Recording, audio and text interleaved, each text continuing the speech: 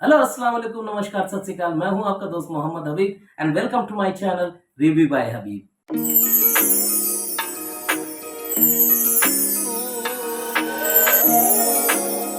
तो दोस्तों, मैं एक ऐसे ड्रामे के बारे में बात करने जा रहा हूं जो बहुत बड़ा ड्रामा नहीं है, जिसमें बड़े स्टार कास्ट नहीं है, लेकिन इसकी कहानी बहुत अच्छी है।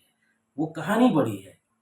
तो दोस्तों, ये कहानी इसलिए बड़ी है क्योंकि ये कहानी हमारी और आपकी है। यानी कि हम सब आस-पास हम ऐसे कैरेक्टर देखते हैं और ऐसी घटनाएँ, यानी कि ऐसे इंसिडेंट हम देखते हैं, उसके इर्द-गिर्द ये ताना बना बुना गया है। तो दोस्तों, ज़्यादा देर ना करते हुए इस ड्रामे का नाम मैं बता रहा हूँ, इसका है नाम है सल्तनत। सल्तनत। तो दोस्तों, सल्तनत सल्तनत का मैंने पहले कुछ एपिसोड के वीडियो बनाए हैं जो मेरे चैनल में है, जाकर आप देख सकते हैं। मैंने उसको भी तारीफ की थी, आज भी मैं इसकी तारीफ कर रहा हूँ। इसके अब तक 10 एपिसोड आ चुके हैं, तो मैं आज उस 10 एपिसोड तक की कहानी का एनालाइज करूंगा। तो सबसे पहले मैं बताता हूँ कि अब तक आपने देखा कि जो दूल्हे भाई हैं, यानी कि जो हुमायूं अशरफ उस करेक्टर को प्ले कर रहे हैं, तो वो किस तरह से अपने ससुराल को सल्तनत के तौर पे इस्तेमाल करते हैं और जागीर के तौर पे उनकी सालियाँ हैं जिनको वो ऑर्डर देते हैं कि कपड़े प्रेस कर दो, खाना बना दो, चाय बना दो। ये उनकी जो वाइफ है, बहन जो है, वो कभी बच्चों को टहलाने के लिए बोलती हैं, उनको उनके साथ खेलने को कहती हैं।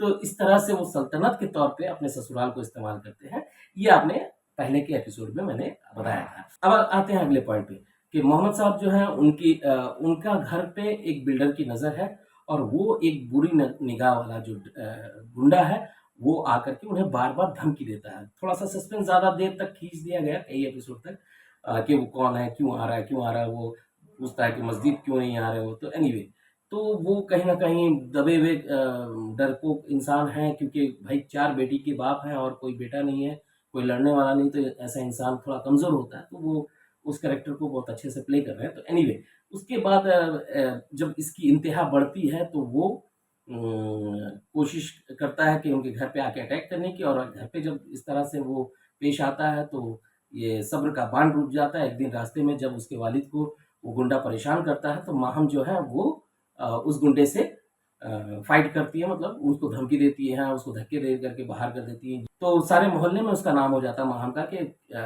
बेटी हो तो ऐसी, उसने अपने बाप के लिए किस तरह से फाइट किया। तो वो अपने वालिद को लेकर के आ जाती है और ये इधर जो दूल्हे भाई हैं, वो पहले गुंडे के घर अड्डे पे जाते हैं और बहुत अच्छे तरीके से हैंडल करते हैं, फनी वे में भी था, लेकिन वो कहीं न कहीं डरते भी नहीं हैं, बहुत अच्छे तरीके से हैंडल करके उसको आते हैं। और जब वो सुनते हैं मोहल्ले वालों से उसकी तारीफ़ कि भाई उनकी साली ने ऐसा किया, वैसा किया, तो वो उल्टा उस चीज़ को आकर के अपने ससुराल में बयान करते हैं कि क्या बदनामी हो रही है सब, तुम लोग क्या कर रहे हो? इज़्ज़त की पूरी मतलब वाट लग गई है और हम लोग कहीं के नहीं रहे, ये तरबियत है क्या? इस तरह से मतलब मेरे सास-ससुर ने तुम्हारी तरबियत की है कि तुम जा कर के अब गुंडे से लड़ोगी और लोग तरह-तरह की बातें बना रहे हैं। वो उल्टा रिएक्शन हो जाता है उसका। तो वो बेचारी डरी-सहमी सी रहती है। अब माहम जो है वो अपनी सहेली के घर जाती है, तो वहाँ एक लड़का है जो उसके पीछे पड़ा हुआ भाई, वो इरिटेट कर देता है। इस तरह से पीछे पड़ता है, वो मोहब्बत नहीं नज़र आता, वो इरिटेशन नज़र आती है कि भाई इतना सेंस जो आदमी, एक टीचर है, प्रोफ़ेसर है जो पढ़ा रहा है, भले इसके बहाने वो उस इंस्टीट्यूट में जाता है पढ़ाने के लिए, लेकिन कहीं न कहीं सेंस तो होगा।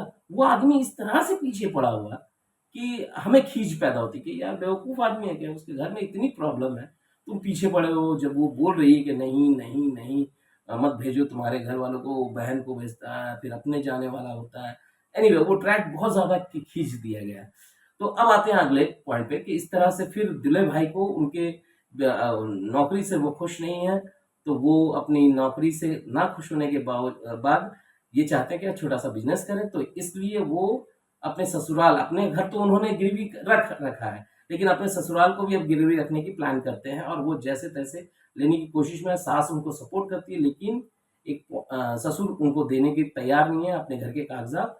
और फिर एक पॉइंट आता है जहाँ पे वो देने की बात हो जाती है, लेकिन कुछ साइन करने की वजह से वो मामला अधर में लटक जाता है। एनीवे, अब आते हैं कि भाई दूल्हे भाई साहब को पहले तो उन्होंने एक रिश्ते को नकार दिया, आपने पहले शुरुआत के एपिसोड में देखा होगा, उनको वो लड़का पसंद नहीं। अब इनकी नौकरी में इनका प्रमोशन रुका पड़ा है, तो वो प्रमोशन पाने के लिए अपनी साली को दांव में लगा देते हैं, कुत्सिया को। कुत्सिया जो है बेचारी, वो उसका रिश्ता अपने बॉस से करने को इसलिए राजी हो जाते हैं कि इनकी नौकरी में इनका प्रमोशन हो जाएगा। बॉस एक शादीशुदा है, उनके 2 बच्चे हैं, उनको लड़की चाहिए, लेकिन फिर वो आते हैं तो उनके घर वालों से मिलते हैं, जबकि उनके वालिद मतलब ये नहीं, राजी नहीं है। लेकिन जब उस लड़के से मिलते हैं बॉस से, तो फिर उनको कहीं ना कहीं सब लड़कियों को पसंद आ जाता है बॉस।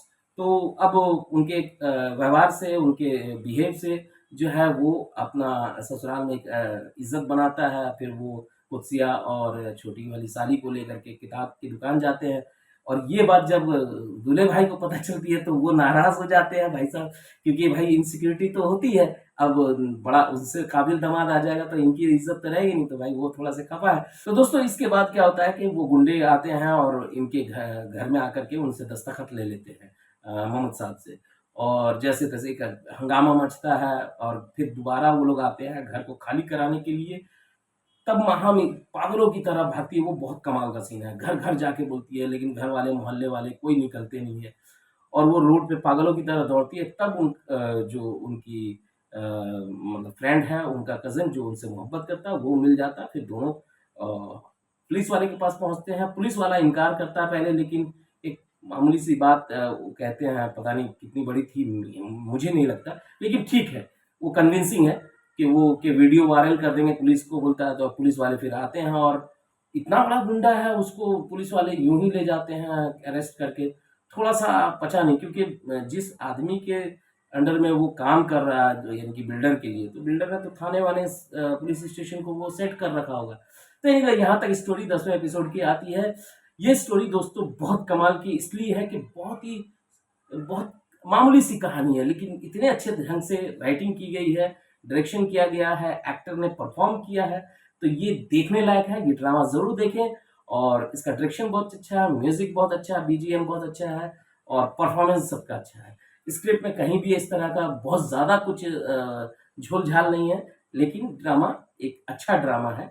और इसकी टीआरपी भी शायद तीसरे या चौथे नंबर पे मैंने देखा है। तो ज़ाहिर है कि लोग पसंद करेंगे, क्योंकि अच्छा ड्रामा होगा तो क्यों नहीं पसंद करेंगे। तो दोस्तों इसी तरह की बात मैं लेकर आता रहूँगा, मेरे साथ बने रहिए। मैं मिलता हूँ आपको अगले वीडियो में, तब तक के लिए अलविदा।